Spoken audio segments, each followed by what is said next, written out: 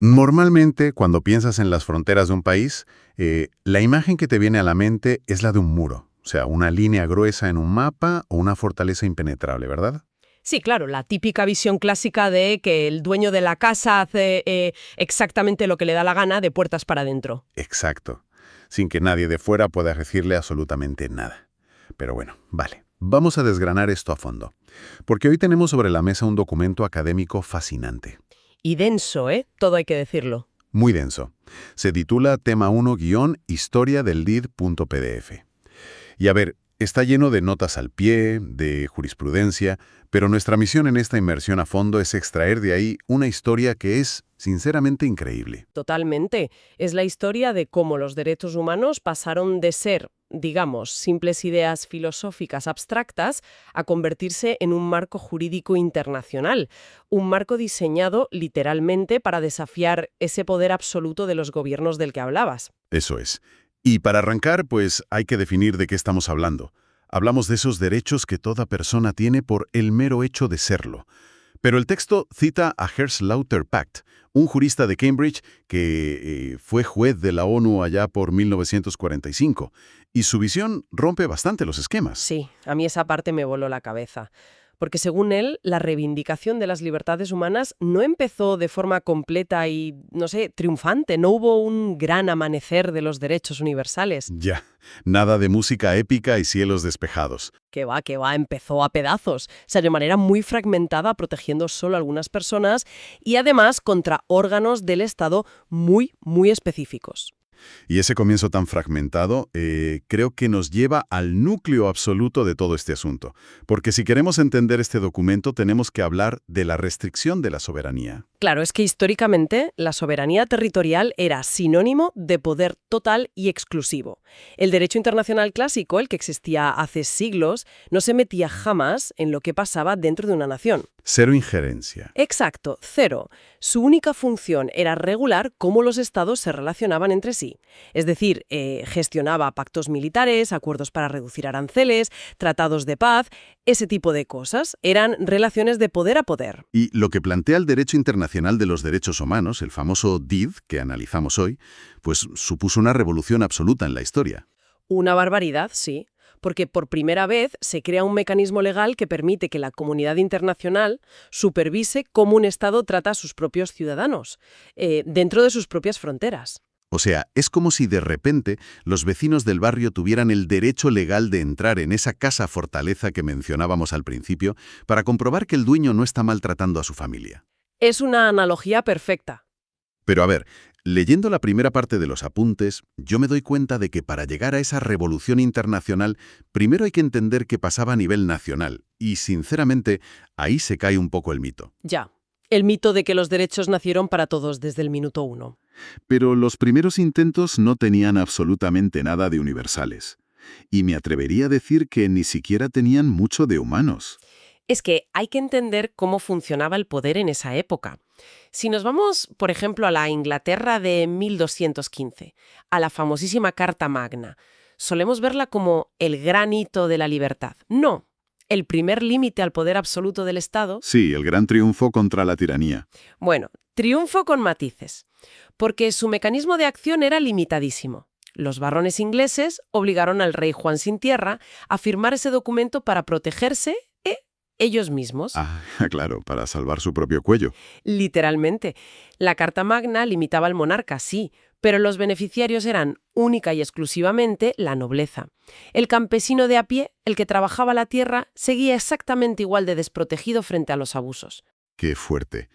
Y si damos un salto hasta 1689, a la Bill of Rights inglesa, vemos cierta evolución, porque el rey queda sometido al Parlamento. Pero de nuevo, si rascas un poco y analizas quién se sienta en ese Parlamento y quién recibe esos derechos, pues resulta que son hombres nobles y de la alta burguesía. Exacto. Es una élite protegiendo a una élite. Y fíjate, incluso la libertad religiosa que se proclamaba entonces tenía letra pequeña, porque era un derecho exclusivo para los protestantes. Tela marinera. Viendo este patrón histórico, a mí se me ocurre otra analogía. Es como si estos primeros documentos legales no fueran en realidad declaraciones de derechos universales, sino, no sé, tarjetas de socio de un club VIP. Tarjetas de socio. Me gusta. Claro. El objetivo era limitar los abusos del gerente del club, que en este caso era el rey, para proteger a los socios fundadores. Pero dejaban a la inmensa mayoría de la población fuera del club, en la calle y lloviendo a cántaros. Tal cual. Entonces, la gran pregunta es, ¿en qué momento alguien se plantea que, a lo mejor, todo ser humano debería tener una de esas tarjetas? Pues esa es la transición clave. Y lo fascinante aquí es que no vino de los legisladores, vino de los filósofos. Mientras los políticos montaban esos clubes VIP jurídicos, el pensamiento filosófico iba sembrando ideas mucho más amplias. Las famosas ideas peligrosas. Exacto. El germen viene del derecho natural de los estoicos en la antigua Grecia, pero el salto operativo, la justificación real de por qué el poder debe tener límites, arranca con pensadores como Hobbes. En su obra Leviatán, ¿no? En 1651. Eso es. Y fíjate qué curioso, porque aunque Hobbes defiende la figura del monarca absoluto, introduce una idea tremendamente subversiva, el contrato social.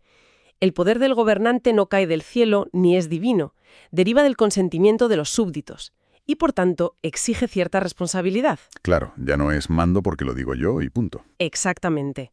Y 40 años después, en 1690, llega Locke y sube la apuesta en sus dos tratados sobre el gobierno civil.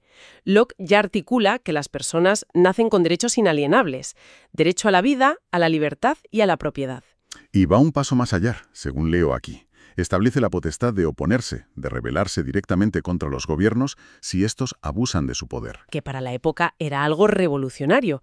Luego la ilustración posterior, con Montesquieu y la separación de poderes, o Rousseau hablando de la sociedad democrática, pues le da forma a todo esto. Vale, entiendo la evolución política. Pero a ver, ¿de dónde sale la idea de que todos valemos lo mismo independientemente de si tenemos propiedades o no? Porque Locke defendía la propiedad a capa y espada, lo cual seguía dejando fuera a la gente pobre. Ahí es donde entra la figura de Kant. Lo que aporta Kant es la semilla ética fundamental que el derecho internacional necesitaría siglos después. Kant razona que cada persona tiene una dignidad intrínseca y por lo tanto no puede ser utilizada simplemente como un medio para alcanzar los fines de otros. O sea, no somos herramientas. Exacto. Una persona es un fin en sí misma.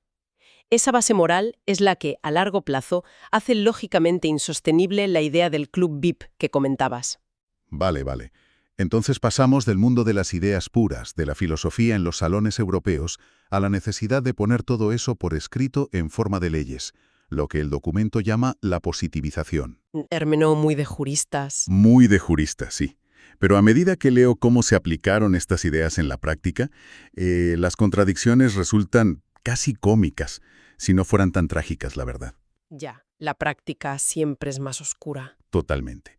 Por ejemplo, los colonos americanos usan las ideas de Locke en 1776 para redactar la Declaración de Independencia y rebelarse contra el rey Jorge III.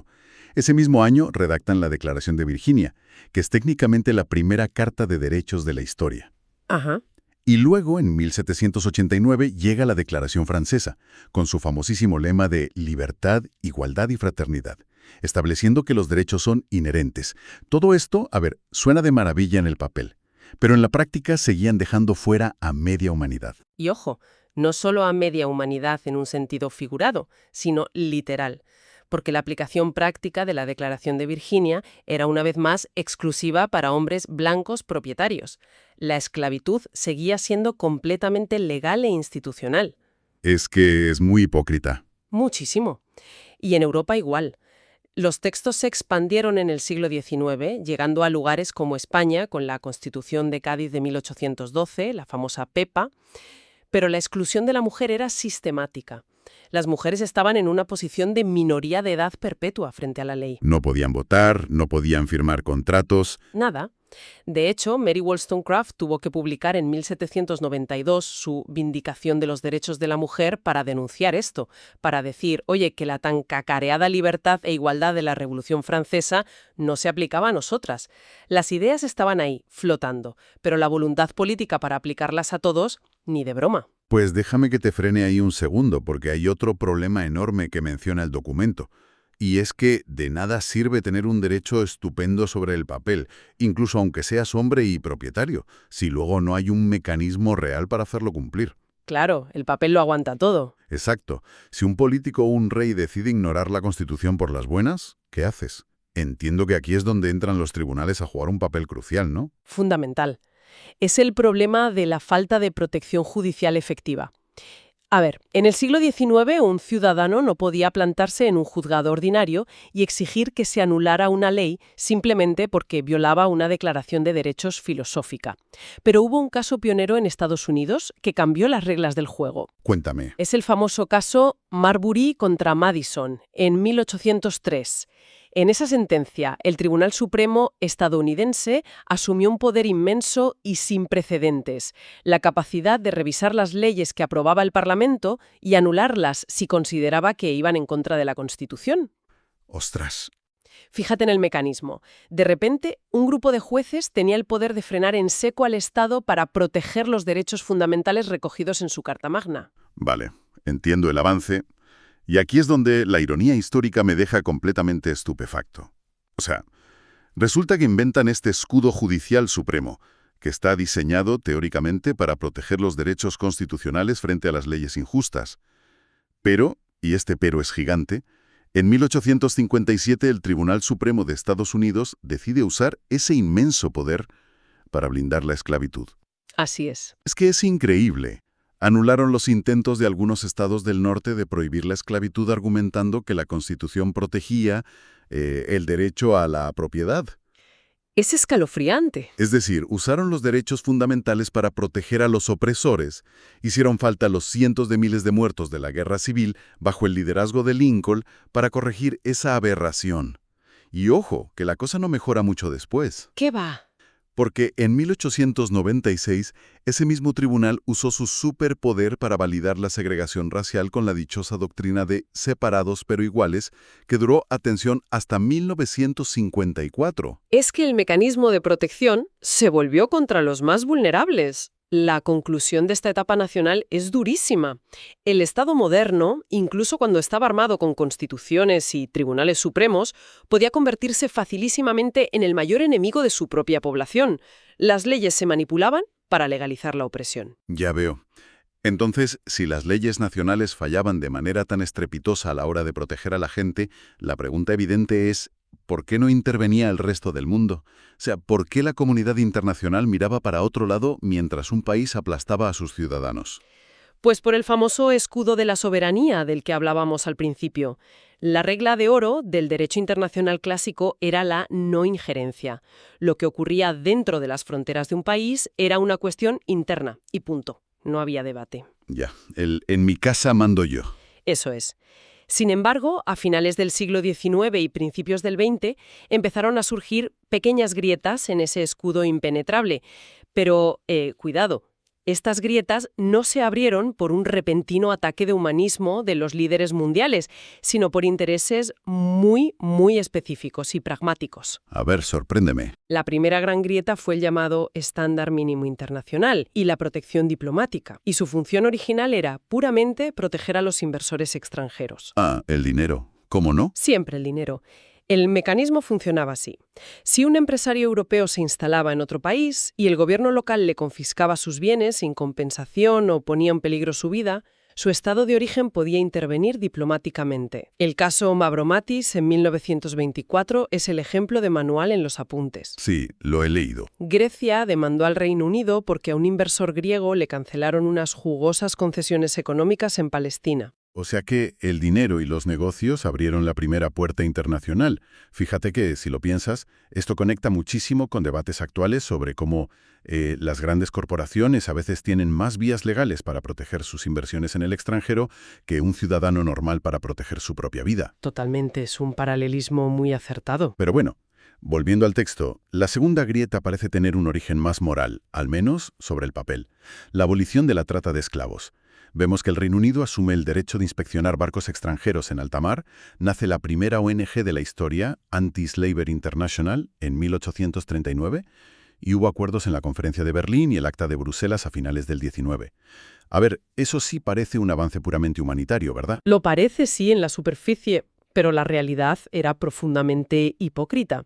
Esos tratados de finales del siglo XIX prohibieron el comercio y el transporte transatlántico de esclavos, es decir, los barcos, pero no prohibieron la esclavitud en sí misma dentro de los territorios. Ah, o sea que la trampa estaba ahí. Claro, mientras firmaban esos acuerdos tan nobles en Europa, países como Francia o la Bélgica del rey Leopoldo estaban masacrando y explotando brutalmente a la población local en África para extraer caucho y recursos. Madre mía, la hipocresía es monumental. Condenaban el barco negrero de cara a la galería, pero mantenían la plantación de trabajo forzado a puerta cerrada. Exacto. La prohibición real e internacional de la esclavitud como institución no llegó hasta el año 1926, ya bajo el paraguas de la Sociedad de Naciones. Vale.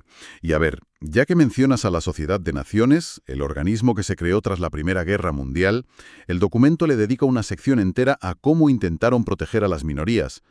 Porque claro, al redibujar las fronteras europeas tras la caída de los imperios austrohúngaro, el otomano y el alemán, de repente tenías a millones de personas, por ejemplo, alemanes, viviendo en la recién creada Polonia. Un polvorín. Un polvorín absoluto. ¿Qué mecanismo usaron para evitar que esos nuevos estados aplastaran a esas minorías y se liara otra guerra? Pues utilizaron la coacción internacional. Para evitar que la discriminación de esas minorías se usara como excusa política, se obligó a esos nuevos estados a firmar tratados específicos que protegían la religión y el idioma de esos grupos concretos. Pero la verdadera novedad, lo que realmente rompe los esquemas del derecho internacional clásico, es el mecanismo de denuncia. ¿En qué sentido? Pues que por primera vez en la historia, individuos concretos de Polonia, personas de a pie, pudieron presentar quejas por escrito directamente al Consejo de la Sociedad de Naciones, contra su propio Estado. ¡Qué barbaridad para la época! Fíjate en la magnitud de esto.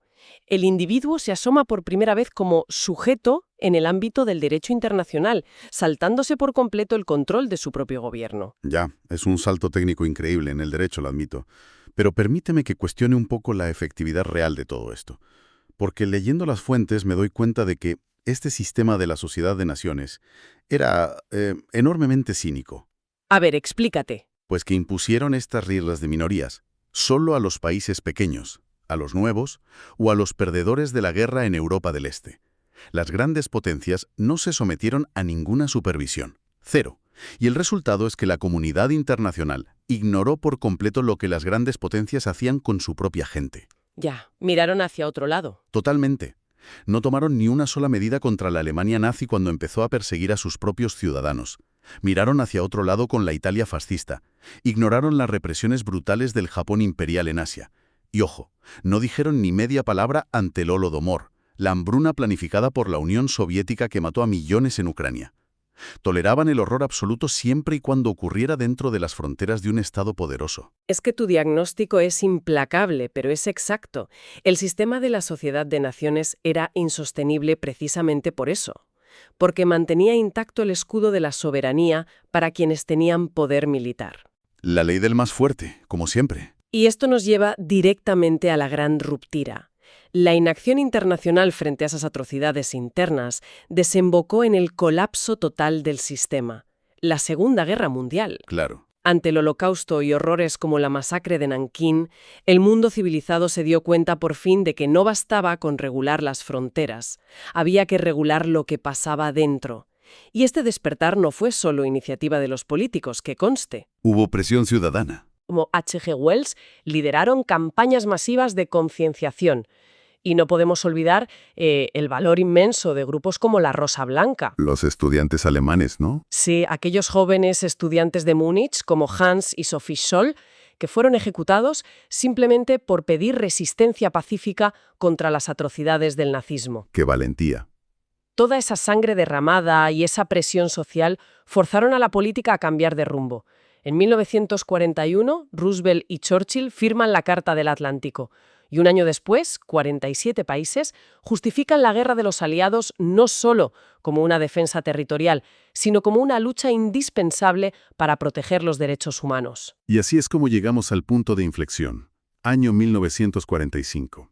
Termina la pesadilla de la guerra y las 50 naciones aliadas se reúnen en la Conferencia de San Francisco para crear la Organización de las Naciones Unidas. Y aquí, el documento académico plantea el gran debate que tenían sobre la mesa. ¿qué demonios hacemos cuando es el propio Estado el que se dedica a exterminar a sus ciudadanos? Esa era la gran pregunta. Se necesitaba crear lo que el texto llama un guardián de los guardianes.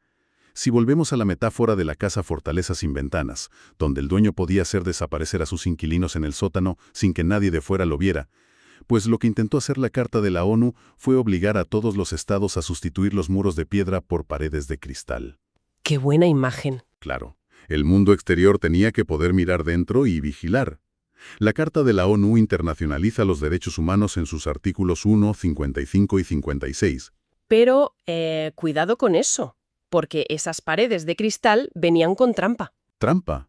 A ver. El dilema monumental al que se enfrentaron en San Francisco fue que los estados, por mucho que acabaran de salir de una guerra, seguían siendo muy, muy celosos de su soberanía. Así que la redacción final de la Carta de la ONU fue una solución de compromiso. Los artículos que mencionas solo obligaban a los estados a promover el respeto a los derechos humanos y a las libertades fundamentales. Promover. Promover. Es una palabra hermosa, sí, pero jurídicamente es como intentar clavar un clavo con una esponja. No tiene absolutamente ninguna fuerza vinculante.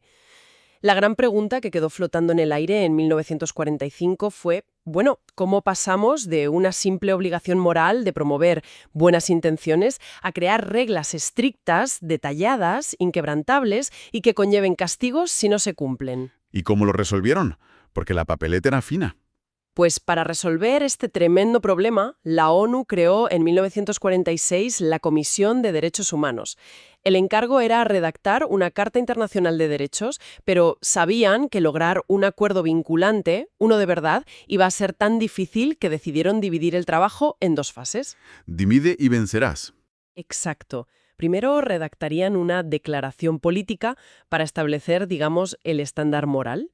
Y más adelante negociarían un tratado vinculante, es decir, de obligado cumplimiento legal, con mecanismos para castigar a quien lo incumpliera. Vale. Y la primera fase, por lo que leo, fue el gran momento luminoso de esta historia, ¿no? Impulsada por figuras incansables como Eleanor Roosevelt, la Asamblea General adopta la famosísima Declaración Universal de Derechos Humanos el 10 de diciembre de 1948. Un hito histórico. Sin duda. Y un dato que resalta el texto y que me parece revelador es la votación. Fueron 48 votos a favor y 8 abstenciones. Las abstenciones vinieron del bloque comunista, de Arabia Saudí y de Sudáfrica, que por aquel entonces ya estaba instalando el régimen del apartheid. Blanco y en botella. Exacto. Pero es vital que quien nos escucha entienda que esta Declaración Universal no era un tratado legalmente vinculante. Ningún país podía ser llevado a juicio o sancionado por incumplirla. Era simplemente una resolución, un faro moral. Una brújula. Sí, una brújula. Pero hay un detalle en el documento que me parece fascinante y que no mucha gente conoce.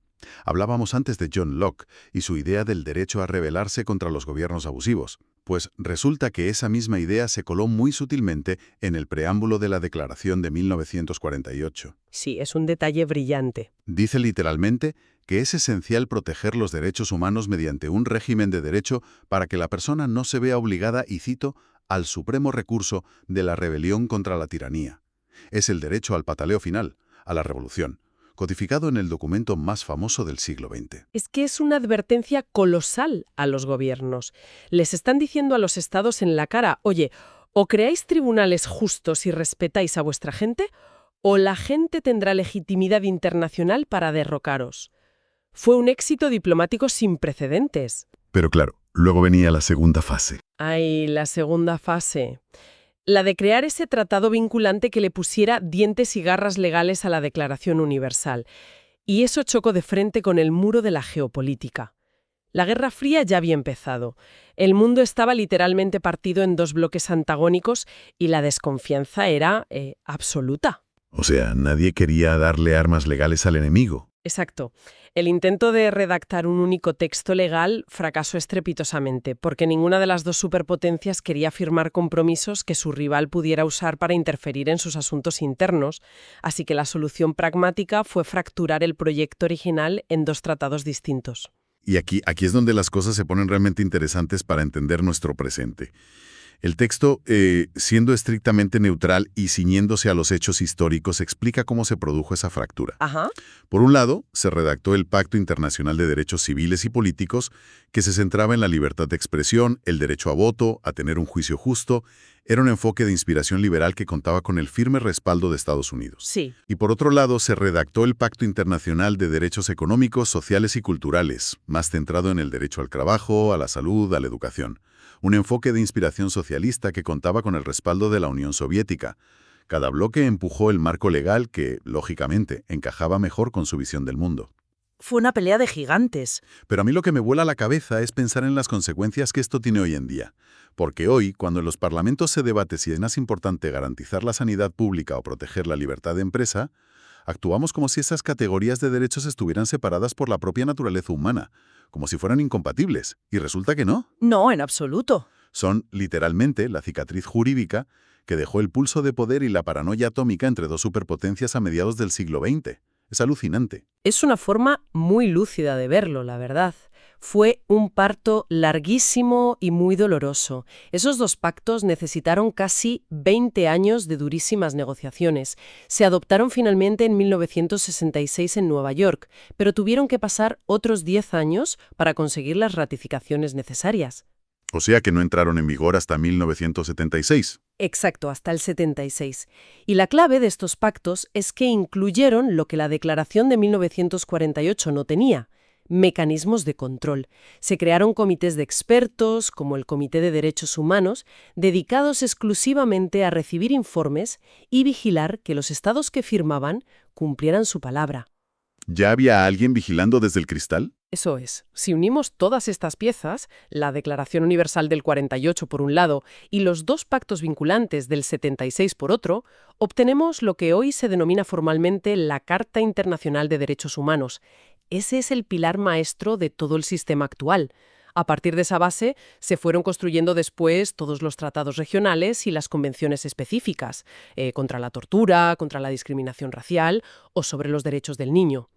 Todo ese armazón jurídico existe para evitar que la humanidad vuelva a caer en el abismo. Pues menudo viaje a través del tiempo hemos dado hoy en esta inmersión a fondo. Desde luego, ha sido intenso. Partimos del año 1215, donde la palabra derecho no era más que un sinónimo de privilegio VIP para un puñado de nobles ingleses que querían pagar menos impuestos. Luego hemos visto cómo la filosofía fue sembrando la idea de la dignidad intrínseca con pensadores clave como Kant y Locke. Sí. Nos hemos topado de bruces con la monumental hipocresía de unos estados y unos tribunales que manipulaban las leyes para justificar la esclavitud, la segregación y el colonialismo en nombre de la propiedad o la soberanía nacional. La parte más oscura de la historia. Totalmente. Y hemos tenido que caminar por las cenizas de 2 guerras mundiales y los despachos superdivididos de la Guerra Fría. Todo ese inmenso recorrido para llegar a 1976, al momento histórico en el que el mundo, por fin, tiene en su poder tratados internacionales que obligan legalmente a los gobiernos a rendir cuentas sobre lo que hacen con su propia gente a puerta cerrada. Y por todo eso, precisamente, es vital comprender esta historia, con todas sus luces y sombras. Quien nos escucha debe tener muy claro que la red de seguridad de los derechos humanos de la que disfrutamos hoy no cayó del cielo como un regalo divino. Ni fue gratis. Tampoco fue un proceso natural ni una evolución inevitable del progreso humano, todo lo contrario. Es una construcción tremendamente frágil, imperfecta, llena de parches diplomáticos y de cicatrices históricas. Pero sobre todo es una victoria ganada a pulso, milímetro a milímetro, frente a la resistencia brutal de un poder absoluto que, seamos sinceros, nunca quiere que le pongan límites. Una construcción de paredes de cristal que nos obliga a vigilar lo que ocurre dentro de esa fortaleza estatal. Y bueno, esto nos deja con una última reflexión para mirar hacia adelante, construyendo sobre todo lo que hemos analizado hoy a partir de los documentos. A ver. Hemos visto que los derechos humanos modernos y toda esta arquitectura internacional nacieron como una respuesta desesperada, como la única salida posible ante las gigantescas crisis del siglo XX. Las guerras mundiales, el fascismo y el terror nuclear de la Guerra Fría. Así es. Viendo ese patrón histórico, ¿qué nueva categoría radical de derechos internacionales nos van a obligar a inventar las crisis inminentes del siglo XXI? O sea, cuando el auge descontrolado de la inteligencia artificial cambie nuestra forma de vivir para siempre, o cuando el colapso climático redibuje las fronteras y crea millones de refugiados, ¿qué nuevas reglas tendremos que imponerle al poder para sobrevivir a nosotros mismos? Ahí queda eso para darle vueltas. Nos vemos en la próxima inmersión a fondo.